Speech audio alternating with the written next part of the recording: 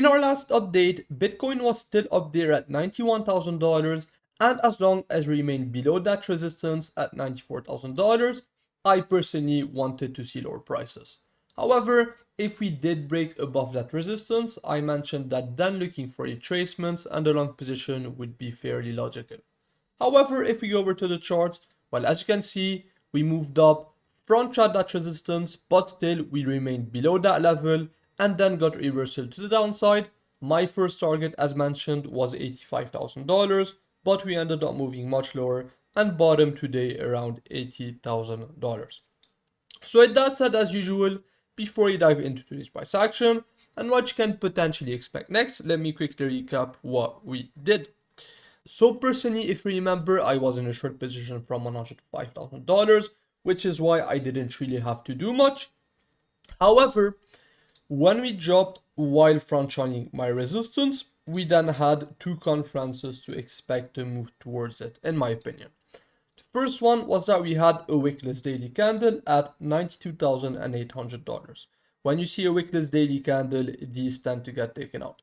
So when I saw the wickless daily candle and my resistance get front shown, I was actually aiming for a move up towards that level, which is, yep. So I believe we pushed up towards that resistance. I was looking for the long position. Very simple. We got to imbalances. I took my long position and put my stop loss to entry. But then price came back down, stopped me out of my long position. And then for the rest of the week, I really didn't do much.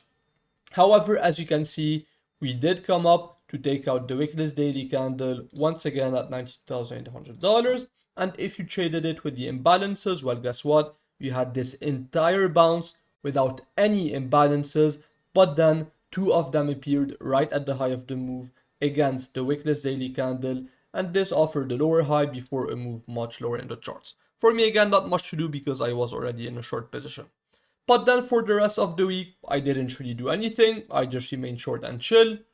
But then on Sunday, during our live stream, I did analyze one plan where I said that I believed it was time for Bitcoin to go sideways and to the upside. The logic behind it was explained, but basically, in my opinion, it is time for Bitcoin to go sideways and probably to the upside. So the plan that I outlined was that we would drop first towards below $80,000, see a bounce to the upside, get a swing failure pattern of $88,100, a retracement, a consolidation sideways, and then continue up. So when I woke up, we had indeed front shown $88,100 for a nice job. However, we did end up coming back up above that high.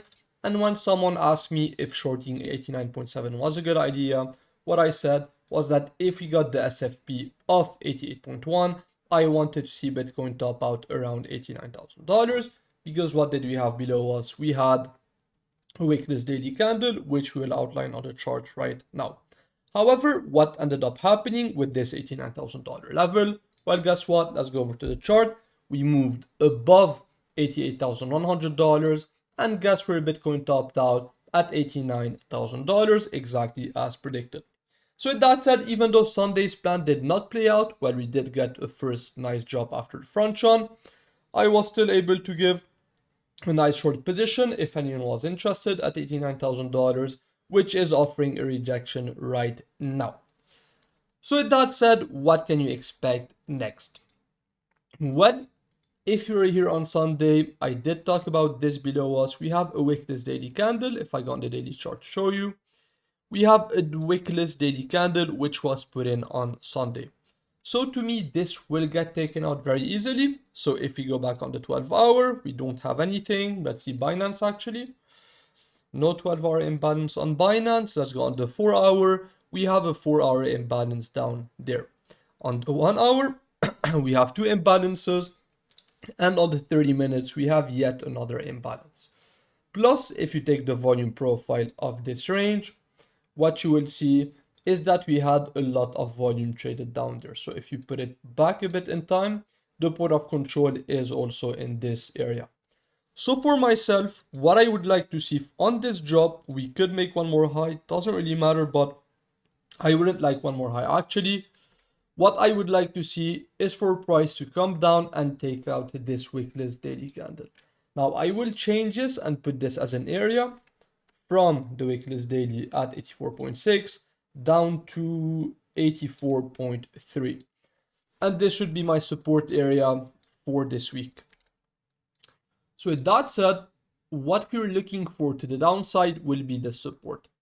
To the upside, if we go on the 12-hour, we have a 12-hour imbalance and a 12-hour order block. So for this one, we could just take this level. Just let me see something very quickly. 4-hour daily. There it is. Okay, 12-hour, 4-hour, 1 hour. Okay, that's probably what I would take on the 1 hour from here to here. So to the upside, this would be my resistance. We can even make it a bit smaller. I don't mind it. So to the upside, this would be a very important resistance to hold below. We can remove this.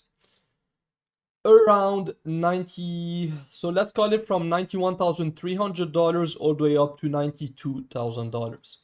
This would be your resistance above. So with these levels outlined, right now, even though the Sunday plan was to form a new low, since we took out the high first at 88.1, I don't think we get it instantly.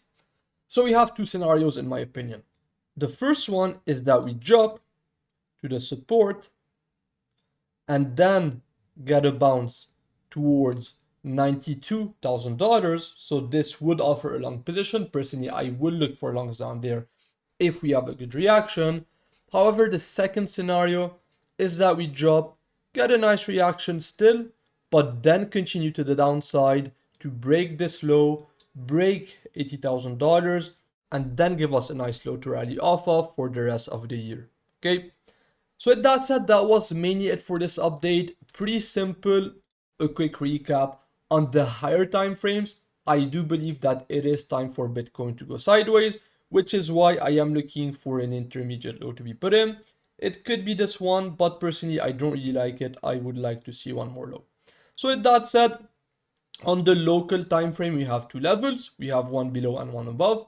Personally, I would like to see a drop today or tomorrow into the support, and then we can see if this offers a long position for a bigger reversal to $92,000, which could offer a short position, of course.